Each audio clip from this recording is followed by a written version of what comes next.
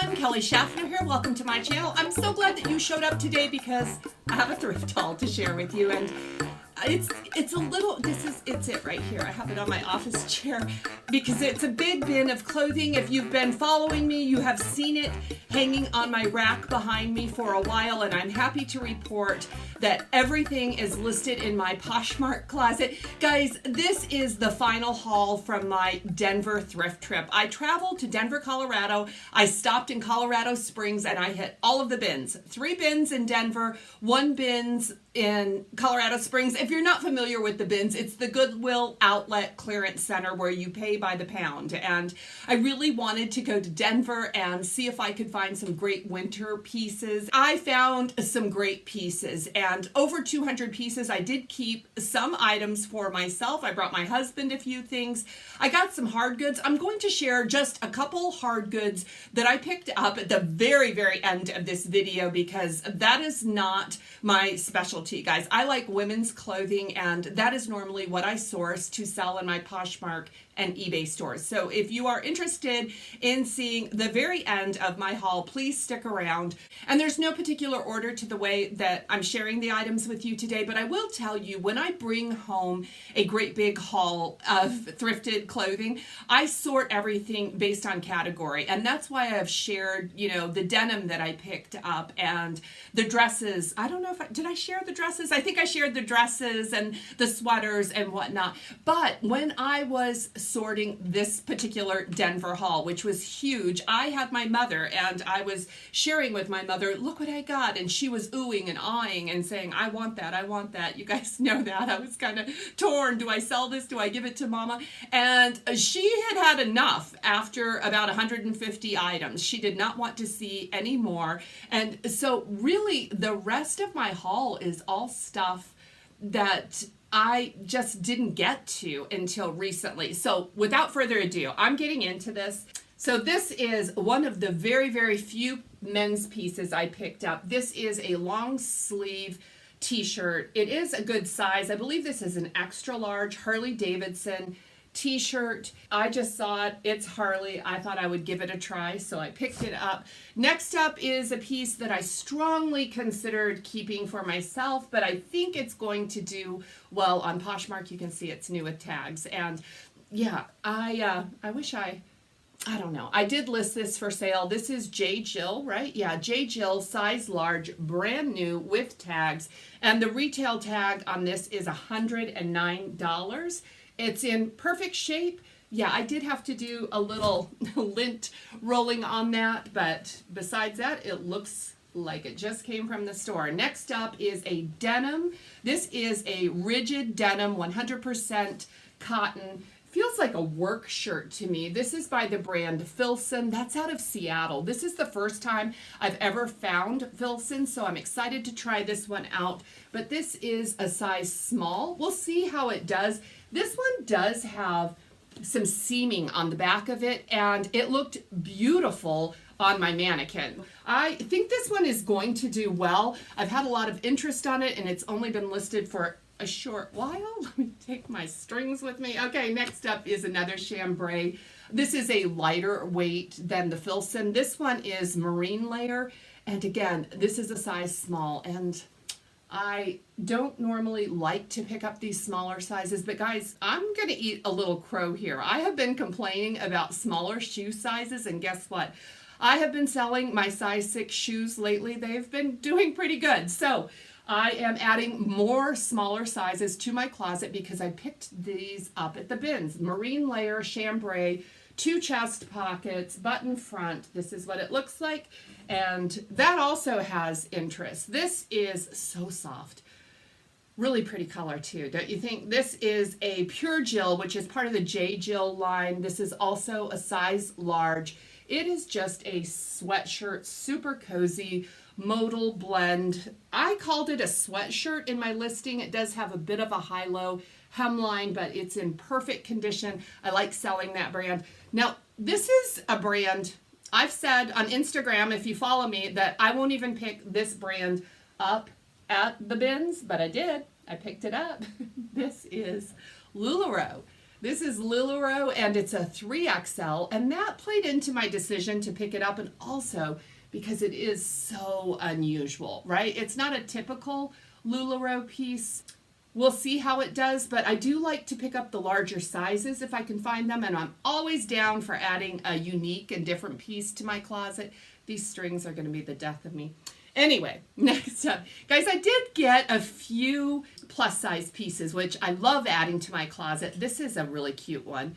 So it's an off the shoulder. I guess it could be worn like this, but it almost looks like a tie-dye wash on it. It's a 3/4 sleeve with a lace detail. And this is by the brand, I'm not familiar, Lauren Michelle, right? Lauren Michelle Woman, a size 3X. It's really a pretty top. So got that one. And okay, here's a couple tops. I'm going to pull both of these at the same time. These have some interest in my Poshmark closet. I picked these up because they're in really good condition. They're t-shirts. They are is that a short sleeve, 3/4, half sleeve t-shirt by the brand Cardigans. And I picked them up because of the size. This one is a 5X. This is the first 5X I have added to my closet, and I am getting interest on it. The next piece is also a t-shirt by the same brand, Cardigans. This one is a 4X, short sleeve, half sleeve. It feels like a t-shirt, a printed t-shirt. This one has a really cool detail in it, though. It has that little mesh detail around that neckline, so thought I'd give that one a chance. And then here we have this one I think is so pretty. This is another plus size. This is a 3X by Spence Woman. This is just a loose, flowy, crepe-like fabric with the crochet lace detail on that V-neck with a 3/4 sleeve. Does have the button detail. Yeah, I think this one is really pretty. It's also in pretty good shape. Okay, this one I picked up because I found it at the bins. And, you know, I did pick up a couple Michael Kors, and I don't know if this was a good thing to pick up, but I'm going to give it a try. This is also a size small, and this is like off the shoulder, but it's got the short sleeve. There is no fabric tag on this one, but it is I'm guessing it's a polyester spandex top and doesn't weigh much, so I decided to bring it home. This is another brand that I don't normally pick up even at the bins, but I'll tell you why I got it. This is Style & Co., which is Macy's. I do have a lot of Style & Co. available for sale in my Poshmark closet because this is a brand that I personally buy a lot of. This is a Macy's brand. You can always find it on sale. So why did I get this one? I got this one because it's a size 14 and it's 100% silk. So I pick up almost everything I find that's in good shape that is silk or cashmere or a great fabric because those are keywords that people search for, and this is in great shape. It's a great color. It's a color that's flattering on most people, and you know what? I get to offer a super discount for someone that's looking for a silk blouse. So there you have it, Style & Co. There's more Style & Co. in here, so prepare yourself. Here's a pure Jill piece, and this is a super plain tunic top, and this is a size I probably normally would not pick up. This is pure Jill. This is a ballet sleeve tunic top, and this is a size large petite. So I don't normally pick up petite, but that's what the ballet arm looks like. It is a very plain black piece. I'm not drawn to black clothing at all, and I really don't like it, mainly because of the lint. But some blacks are better than other blacks. Here's another one of those Style & Co.'s that I was telling you about. This one is a size large. This is a mixed print.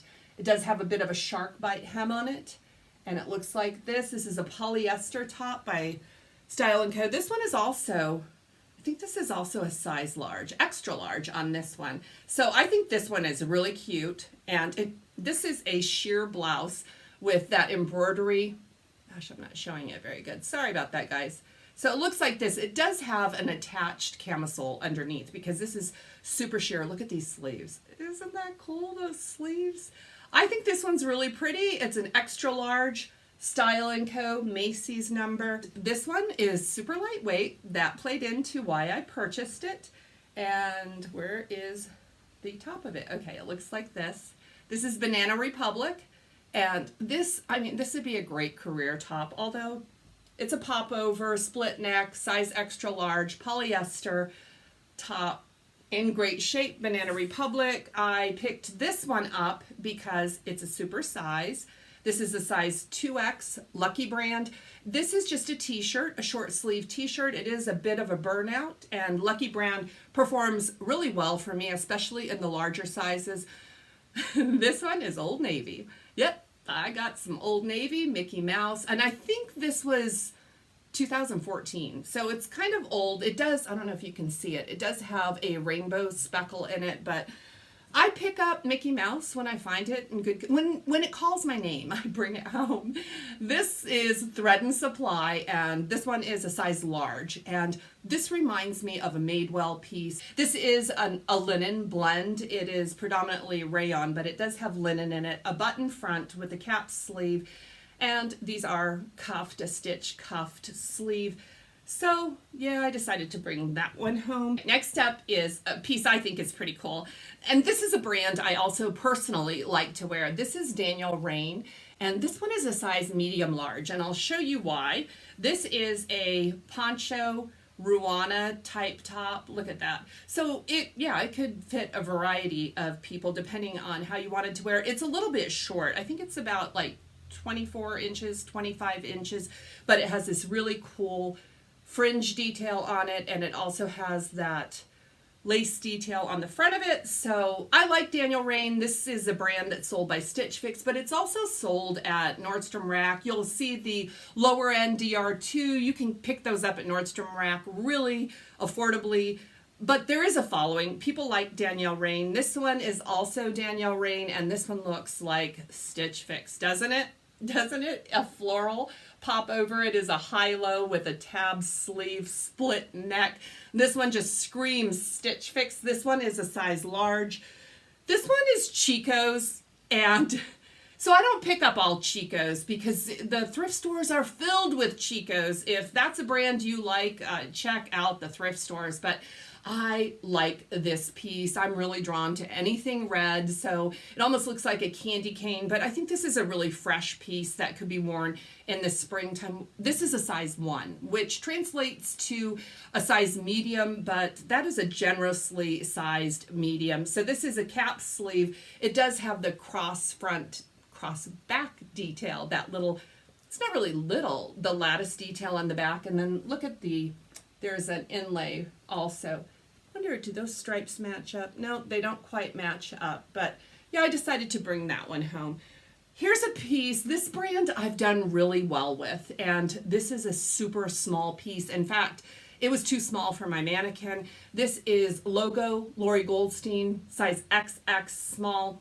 I hope this doesn't sit for long, but this is what it looks like. This is actually a cotton fabric, although it looks like a chambray. This is sleeveless, so I guess this is a vest, kind of a topper. Does have some pockets on it. The back is really, really cool. It's got a Swiss dot sheer lace panel in it and the lace on the top.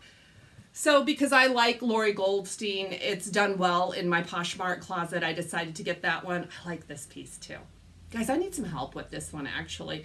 So I'll tell you how I listed this. I listed this as a bull skull dream catcher raglan, turquoise raglan baseball tee. This one is a size XL, but I can't tell who the brand is. Can you?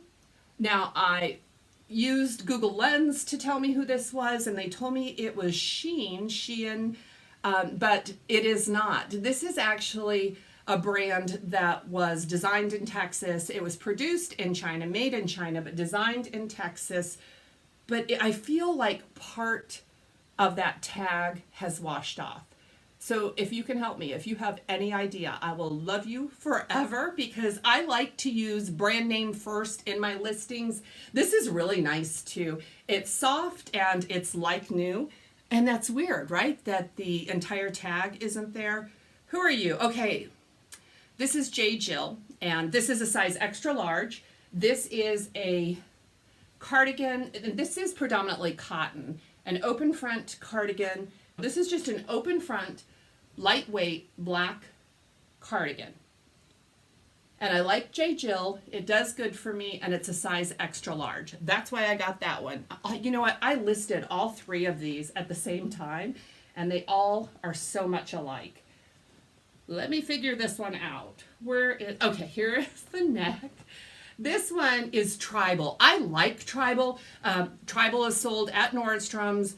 This is Tribal XL. This one is predominantly polyester. It's a polyester spandex, and for some reason, this one is not a lint magnet, which I really appreciate, but it's kind of slinky, very, very stretchy. This is an open front. I'm not showing it well. Sorry, guys. Okay. This is kind of what it looks like. Put that there. I should put this on to share it with you. So it looks like this. But then we have this detail, kind of the tie detail right there. And the points are a little bit longer. I called those dips. This is a piece that I personally like. That's a brand that I personally enjoy wearing. Now, this one is probably the one that is going to fetch me the most. This is Eileen Fisher. Basically the same thing. A black, lightweight, topper, cardigan, Eileen Fisher, size large, and the larger sizes in Eileen Fisher always move pretty quickly for me. So again, this is an open front, long sleeve, black topper, cardigan type thing. Okay, next up is, I should have had this. I wish I would have gotten this one listed right away because I think it would have done better in the fall. This one is a Zara knit. This is a size medium in a burnt orange or rust color. I call it rust. What do you guys call it? Would you list this as burnt orange? It is a button front. This is a lightweight. It feels like merino wool, but it isn't. It is acrylic. Next up is a denim jacket. I love to add denim jackets to my Poshmark Closet because they sell really well. What do you think about this one? What do you think about this? So it has that like floral wash on it. It is a zip front, and if you can see right there, it is Chico's. It is a size 1. Again, that's a size medium. And this is what it looks like. This is what the back looks like. It's like brand new. And this piece here was not supposed to be sold. This is a red sweater that I thought this was going to be my mother's Christmas outfit. I was so excited when I showed it to her. She was not interested in it, which is so weird because her mother, my grandmother, and I love wearing red, and my mom is more of a neutral kind of girl. But this one is J. Jill, and this is a size medium, tunic length sweater. And this one does have some slits on the side. It's really pretty. I should have got it listed before the holidays, but it will still sell. Somebody's going to want to wear that one for Valentine's Day, right? Okay. Oh, okay. Here's another pair of pants that I kind of like. This is the brand Philosophy. And I have seen this brand sold at Nordstrom Rack and Burlington. These are a size large, and these are a polyester spandex slinky wide leg pant. So I think someone might want to wear these right now. You know, these remind me of the Chico's Travelers, you know, that line of clothing, because these are wrinkle resistant. They have been sitting in a bin and they still look fabulous, and they're not a lint magnet, which I love. That tends to happen with polyester. When you start bringing the cottons and the more organic fabrics in, they like lint and attract it. Okay, this is the first time I have ever found Pilcrow. This is Pilcrow and the letterpress.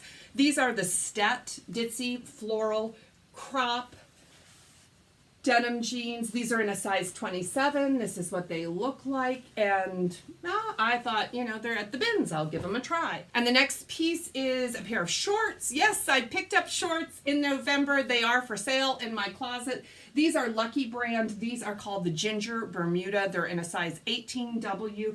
I always like to add those plus sizes to my closet. They do really well. Lucky brand, you guys know the label. And this is what they look like. When I picked these jeans up, they were rolled at the bottom, and I photographed them rolled at the bottom, but they do have the distressed, unfinished hemline on them. But yeah, someone's going to want these for the summertime, or maybe even right now. Hopefully they'll sell soon. And I have one last pair of denim. This is my last pair of denim from Denver. And these are American Eagle, which sell very, very well for me. These are a size 12, and what are they called? The Favorite Boyfriend denim. I've never sold this, but they do have a wider leg on them. And I sold some American Eagle artist denim with this wider leg. They sold within 24 hours. I was going to snap my fingers. They sold within 24 hours. So yeah, I thought I would give these a try. They're in good shape. The American Eagle distressed denim sells the fastest for me. This is so linty, but it won't be. Once my niece is the one that puts everything into inventory for me, and she lint rolls everything before it goes in the package. I love this piece. This is black though, and it is a 4-button front lamb's wool cardigan by the brand J. Crew, and it is a size large. The inside of this is so soft. It feels like fleece. Yeah, I like this piece a lot. It is a substantial piece. J. Crew is a brand that does pretty good for me. I wish I would have listed some of these sweaters before the holidays, because I did a big sweater drop in November and sold so many sweaters after I got them listed, the sweaters I picked up in Denver. But I have confidence that these sweaters will sell. I think they will probably sell for a little bit less, because let's face it, people are selling and discounting all of their winter stuff to prepare for the upcoming season. Guys, I want to talk to you next about my numbers. All right, I did grab my notes. I want to give you the exact numbers to a T, but I want to let you know, for the purposes of my Colorado haul, I've called this haul a 200-piece haul. That is for my bookkeeping and my record keeping, and not everything is sellable that I bring home. And I'm not even sure, even about sellable items, if I want to sell them, if it's worth my trouble to sell them. I'm going to show you a couple hard goods I picked up, I got really excited about, and I think they were a fail, but I want to hear your opinions about that. But let's get into the numbers. I brought home and purchased 203 pounds. It was $1.49 a pound. The total cost of goods was $302.86. So that brings my cost of goods down really, really low. It's about $1.50 per piece. So I'm very, very happy with that cost per good, but there are some travel expenses associated with this haul. And the first is, we should talk about the gas, because I actually had to pay for gas to get to Colorado. I drove 615 miles from my house to the hotel that I stayed in. So that's round trip. So that's 1,250 miles I put on my vehicle, and I did have to purchase gas. I spent $131 on gas. I did put some business miles on my car in Denver, but for the purposes of this haul, I've only calculated in gas. Now, that's not the way I do it on my taxes, but for this haul, trying to get an accurate cost per piece, I did calculate in gas, which was $131. I had to get a hotel. We got a hotel for $179 total. It was awesome. My friend booked the hotel, and she did it about 2 hours before we arrived in Denver. I have never, ever traveled like that. I like to have my hotel booked in advance. How about you? And she says you get the best deals on Priceline.com if you book it just hours before getting there. That's what we did, and we got a suite for $49 a night plus hotel resort fees and all of that. So the total cost of my lodging was $179. Now, the cheapest expense that we had was food. We only spent $79.71 on food. Now, mind you, we traveled during a pandemic, so we did bring a big majority of our food in an ice chest ourselves. But of course, we did order carry out. We took it to our hotel. We did stay in one of those hotels that offered a continental breakfast. It was really cool how they did it too. They brown bagged everything. You could get juice and water and fruit and yogurt and you name it. So we picked up our brown bag and took that to the bins with us every day. It was a great snack, more than enough food to sustain us through an entire day of thrifting. So when I include the costs of my food, my lodging, and the gasoline that I actually put into my car, those costs were $389.71. So I spent more on travel than I actually spent on product. So the total cost was $692. Now, when you divide that by the 200 pieces, it brings each piece to about $3.50. My travel expenses are part of my business expenses, but But when I am selling each of these pieces, I kind of have to look at it and say, I have about $3.50 invested into each piece. When I thrift at the bins that are close to my house, the true cost of goods is much, much lower. So is it worth it to travel and thrift? For me, I say yes. As of today, I've sold 64 pieces from that haul, and I have made $1,441 on the sale of those 64 pieces. I do have over 100 pieces listed from that haul that have not yet sold. It seems to me that something from Colorado is selling on almost a daily basis. So will I do it again? Absolutely. Guys, I am so looking forward to traveling and thrifting in the future, especially when this pandemic passes us by and we can do it safely. But I also expect that my costs will go up when that happens, because let's face it, if I'm in a new area, I will probably want to enjoy some of the local attractions. And yeah, this Colorado trip was really a very, very thrifty trip because of the times that we are in. So that's everything, guys. That's everything that I am going to list to sell in my Poshmark closet. And there was things that I was not able to share with you because they sold so very quickly. But yeah, this has been a really profitable haul for me. Now, I do want to share a couple things I picked up. I got these in Colorado Springs. I got some Cabbage Patch dolls. And I'll tell you what, we saw these in the bins and we got so excited and we snagged them. And they're not even in good shape. But we got them, and I did not look up comps because this was one of the first things that we saw. So these are, they don't have birth certificates. They don't have boxes. These are Cabbage Patch dolls that were obviously played with, but both my friend and I had babies in the 1980s, and that's when these Cabbage Patch dolls were all the rage and really, really hard to get for your children. My boys never asked for a Cabbage Patch doll, so I never had to go search for one, but when I saw these, I was like, I know those are worth some money, and I just grabbed them, threw them in my cart. They're lightweight. I probably spent $1.49. Maybe they weigh a pound, if that. So yeah, I have about $3 worth of Cabbage Patch dolls right here.